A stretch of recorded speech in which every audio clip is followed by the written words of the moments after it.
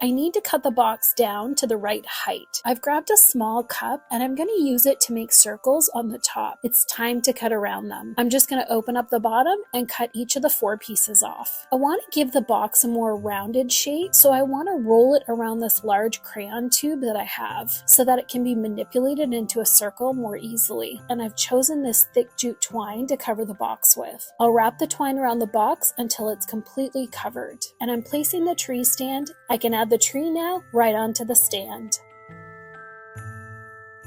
I cut up a leftover box, duct taped the flaps down, and bent it to fit my tree. Then I added some faux wood grain contact paper.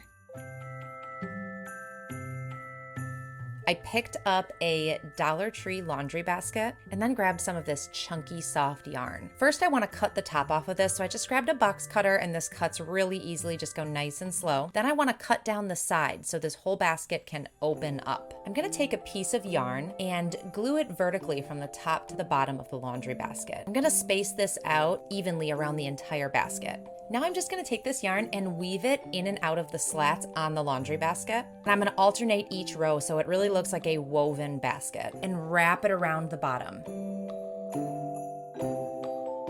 Nice flocked trees are so expensive this year, so here's how to make your own with shaving cream. First thing I'm going to do is fluff it out. Now I'm going in with this flocking spray. Once we're finished with the bottom layer, I'm going to repeat this step for the middle and top. Then I'm going to let this dry overnight and then bring it into my living room. Now it's time for the shaving cream. In a large mixing bowl, I'm mixing Mod Podge to about 2 parts cornstarch and about an equal amount of shaving cream. Then I'm going to give it a good mix until it's this stiff peak consistency. And now I'm using my hands to spread this mixture onto the branches. After this dries for a few hours, it is sturdy. I can tell this is going to last for years to come.